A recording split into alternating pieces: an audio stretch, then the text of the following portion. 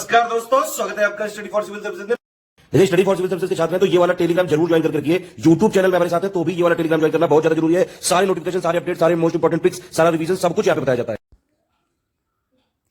दोस्तों, निबंध लेखन की श्रृंखला में आज का हमारा विषय है अंतरिक्ष प्रौद्योगिकी और जन कल्याण। जनता का कल्याण करना ये हर राष्ट्र का अपना पहला उद्देश्य होता है और अंतरिक्ष प्रौद्योगिकी किस प्रकार से जन कल्याण कर सकती है ये हम सभी जानते हैं। कुछ पहलू जानते हैं और कुछ हमसे अनजान है, लेकिन इसकी मैक्सिमम चीज़ें हमें पता है, तो उसी के बारे में हमें लिखना है। अब यहाँ पर जब बात अंतरिक्ष प्रौद्योगिकी की हो रही है और उसमें जन कल्याण का मुद्दा जुड़ा है तो हम इसरो की चर्चा करेंगे और वहीं से शुरू कर सकते हैं। इससे बेहतर कुछ नहीं हो सकता। तो पहले प्रारूप बना लेते हैं। प्रारूप में कैसे इसमें लिखा जा सकता है? देखिए, पहला जो मुद्दा है या पहले जो शुरुआत करने का तरीका है उसमें आप जन कल्याण के कार्यों में अंतरिक्ष प्रौद्योगिकी के महत्व को दर्शा सकते हैं। अब यहाँ पर आप अपनी जो अंतरिक्ष प्रौद्योगिकी है या अपनी जो स्वदेशी संस्था है उसकी तारीफों के पुल बांध सकते हैं, उसकी महिमा का मंडन कर सकते हैं। इसमें कोई समस्या नहीं है, करना भी चाहिए, वो उसके काबिल है। इसके बाद भारत के बढ़ते कदम, भारत किस दिशा में जा रहा है, तरक्की कर रहा है तो कितनी कर रहा है, किस प्रकार की हमारी स्थिति है विश्व स्तर पर, उसे हम देख सकते हैं।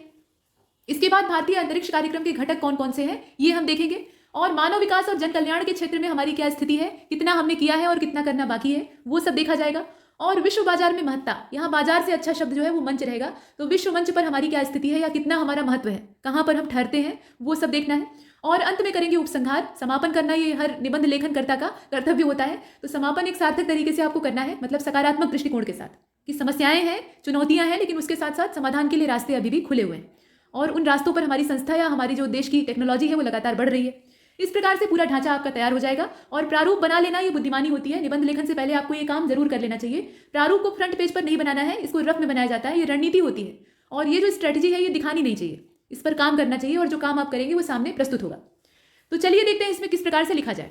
कहा गया है कि इसरो एक ऐसा नाम है जो कि हर भारतीय के गर्व का प्रतिमान है। इंडियन स्पेस रिसर्च ऑर्गेनाइजेशन यानी भारतीय अंतरिक्ष अनुसंधान संगठन 1969 में प्रकाश में आता है। इसके बारे में थोड़ा सा बैकग्राउंड दिया गया है। डॉक्टर विक्रम साराभाई, इनका इस क्षेत्र में अभूतपूर्व योगदान है। इनके योगदान के बिना इसरो उठकर खड़ा नहीं हो पाता। इन्होंने बहुत ज़्यादा इसमें खून पसीना बहाया और उसी का नतीजा है, उन्हीं के श्रम और उन्हीं के योगदान का यहाँ नतीजा है। हालांकि सिर्फ वो अकेले नहीं थे, इसमें बहुत सारे वैज्ञानिकों ने और तत्कालीन सरकार ने मिलकर काम किया, तब जाकर ये सफल होता है, सपना साकार होता है, लेकिन इनका सबसे बड़ा रोल था। इसके बाद देखिए 1972 में, ये तो 1969 की बात है जबकि ये प्रकाश में आता है, लेकिन 1972 में इसरो को स्वायत्तशासी निकाय का दर्जा प्रदान किया गया। और इस पूरी बात के साथ यानी स्वायत्तशासी निकाय बनने के साथ यह हमारे देश के लिए एक सकारात्मक चीज़ के तौर पे सामने आता है। मतलब हमारा देश जो है वो एक महत्वपूर्ण कदम अंतरिक्ष प्रौद्योगिकी के क्षेत्र में रखता है। संदर्भ चाहे वैश्विक हो या भारतीय क्षेत्र का, मानव जीवन के सहज निर्माण के लिए या मानव जीवन को सहज बनाने के लिए अंतरिक्ष विज्ञान सदैव ही तत्पर रहा है। भारतीय अंतरिक्ष एजेंसी इसरो के पास नासा के समान संसाधनों का ढेर नहीं है। नासा जो है वो एक संपन्न एजेंसी है, संपन्न देश की संपन्न संस्था है, उसके पास किसी भी चीज़ की कमी नहीं है। वो जितनी चाहे उतनी लागत लगा सकता है, उसके लिए पैसे की कोई दिक्कत नहीं है और फंडिंग भी अच्छी खासी होती है। तो उसके पास संसाधनों का ढेर है, लेकिन हमारे पास उसकी तुलना में बहुत कम है। एक समय वह था जब नए नवेले इस गणतंत्र के पास, यानी जब संविधान लागू हुआ और हमने गणतंत्र की स्थापना कर ली और एक जो संविधान का शासन है वो चलने लगा, तो उस समय की स्थिति ये थी कि अंतरिक्ष उपकरणों को ले जाने के लिए बैलगाड़ी जैसे संसाधन हुआ करते थे। बैलगाड़ी पर लादकर जो ऑपरेटर्स होते थे या इंस्ट्रूमेंट होते थे वो पहुंचाए जाते थे केंद्र तक, और दूसरे जो अंतरिक्ष स्टेशन होते थे या लॉन्चिंग पैड होते थे वहाँ से हमें लॉन्च करना पड़ता था। अपने देश के पास इस प्रकार की कोई व्यवस्था नहीं थी। ये सब बातें, और आज की स्थिति क्या है, हम दुनिया में इज्जत के साथ, गौरव के साथ पहचाने जाते हैं। लोग हमसे ईर्ष्या करते हैं, जलेंगे तो है ही क्योंकि हमारी तरक्की हो रही है। और कम संसाधनों में विलक्षण प्रदर्शन, यह भारतीय अंतरिक्ष प्रौद्योगिकी का विशिष्ट गुण है। कम लागत में हम लोग जुगाड़ू काम करते हैं, तो ये जुगाड़ जो है ये भारतीय प्रौद्योगिकी का हिस्सा है और ये जुगाड़ जो है ये सार्थक दिशा में काम करता है। अब इसके बाद देखिए, भारतीय अंतरिक्ष प्रौद्योगिकी ये जन कल्याण के जो कार्य हैं उनसे जुड़कर देश की प्रगति में योगदान दे रही है और टेलीविजन सेवा की जो उपलब्धता है उसके लिए इनसाइट का यहाँ नाम लिया गया है। तो इस प्रकार की जो सुविधाएं हैं उनका उल्लेख आप कर सकते हैं। जैसे कि नीचे मौसम विज्ञान आपदा प्रबंधन तंत्र के बारे में कहा है कि सैटेलाइट के माध्यम से मौसम की पूर्व अनुमान वाली जानकारी और आपदाओं का पहले से जो यहाँ मुआयना है वो किया जा सकता है या उसकी सूचना दी जा सकती है, चेतावनी जारी की जा सकती है। तो ये सब सहयोग प्राप्त होता है। फसल का निरीक्षण किया जा सकता है, जो वन्य उत्पाद है उनका निरीक्षण किया जा सकता है, जानवरों की निगरानी की जा सकती है, बहुत कुछ हो सकता है। ये तो छोटे छोटे इस्तेमाल हैं, बड़े वाले जो हैं वो तो अभी बचे। इन सब का उल्लेख आप कर सकते हैं। और उपग्रह आधारित खोज और बचाव सेवा उपलब्ध कराने में भी भारतीय अंतरिक्ष कार्यक्रम जो है ये अमूल्य योगदान देता है। अंतरिक्ष प्रौद्योगिकी के जरिए हमने टेलीमेडिसिन के क्षेत्र में भी उल्लेखनीय प्रगति की है, तो इसको भी आप इसमें वर्गीकृत कर सकते हैं। अब वापस केंद्रित होते हैं इसरो की उपलब्धियों पर, क्योंकि हमें यहाँ पर उपलब्धियाँ ही देखनी है। तो पहले इसरो की जो उपलब्धियाँ हैं उनको देखते हैं। अब यहाँ कहा गया कि जो हमारा तंत्र है या हमारी संस्था है, उसने अमेरिका, रूस, इस प्रकार की जो नामी गिरामी अंतरिक्ष एजेंसियां हैं और महाशक्तियां हैं, उनके अंतरिक्ष तकनीकी समृद्ध देश जो संसाधन है या इस प्रकार के जो देश हैं, उनको भी चौंका दिया है। कहने का मतलब यह है कि ये वो देश हैं जो कि बहुत ज़्यादा लागत लगाकर अपने अंतरिक्ष कार्यक्रमों को संचालित करते हैं, मतलब बढ़िया इसमें इन्वेस्ट करते हैं, और वही काम हम कम लागत में कर डालते हैं और उनसे कहीं बेहतर। तो ये चौंकेंगे तो है ही, और वही बात है। हालांकि रूस ने हमको बहुत सपोर्ट किया है। जब हमारे पास इस प्रकार का कोई लॉन्चिंग स्थान नहीं था या पैड नहीं था, तो रूस के माध्यम से हम लोग प्रक्षेपण करते थे, ये चीज़ थी। इसके बाद देखते हैं आगे। 22 जनवरी 2020 को बेंगलुरु में इसरो का और उसके अलावा IAA और ASI जैसी जो नामचीन संस्थाएं हैं, उनका सम्मेलन होता है, और इसी अवसर पर गगनयान मिशन के अंदर जो सहयोगार्थ चीज़ें हैं, उसमें एक सेमी ह्यूमन आर्टिफिशियल इंटेलिजेंस वाली महिला रोबोट का लॉन्चिंग किया जाता है। इसका नाम क्या था? व्योम मित्र था। ठीक है, तो ये आपने पढ़ा होगा, इसे आप जोड़ सकते हैं, और जहाँ पे आपको लगे कि महत्वपूर्ण है उसमें अंडरलाइन किया जा सकता है। इसके बाद इससे पूर्व मिशन शक्ति के द्वारा हमने अपने प्रतिरक्षा तंत्र को अंतरिक्ष तक मजबूत किया, मतलब किसी भी सैटेलाइट को मार गिराना ये इसमें सक्षम हो सकता था।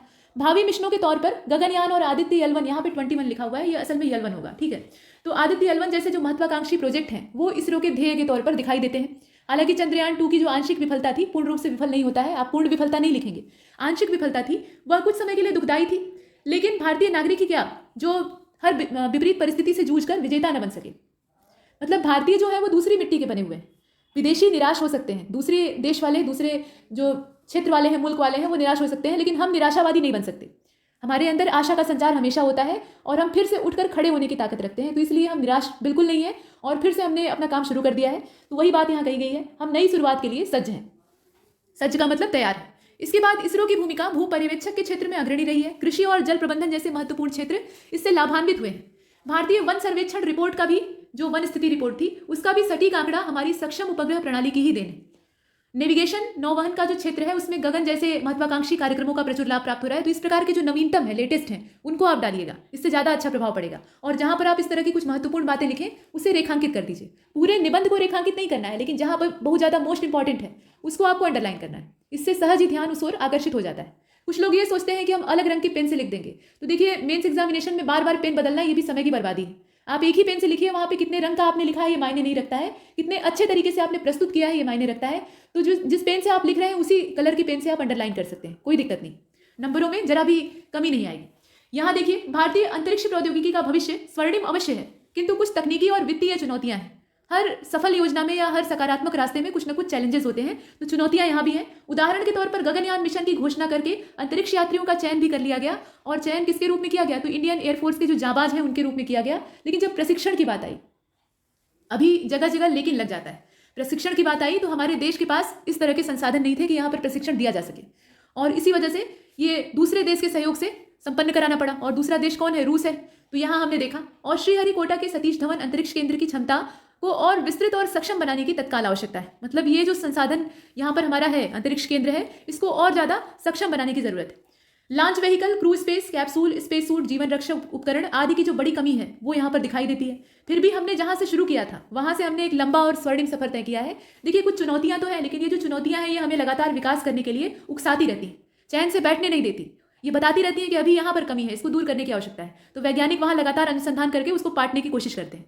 तो ये प्रयास चलता रहता है। तो चुनौतियाँ भी सफलता के लिए आवश्यक होती हैं, तो वो चीज़ है। लेकिन यहाँ पर अच्छी बात क्या है कि हमने एक लंबा सफर जो तय किया है उसमें बहुत ज़्यादा स्वर्णिम आयामों को रचा है, और विश्व जिस तकनीक से बहुत समय बाद परिचित होता है वह हम भारतीयों के DNA का हिस्सा थी।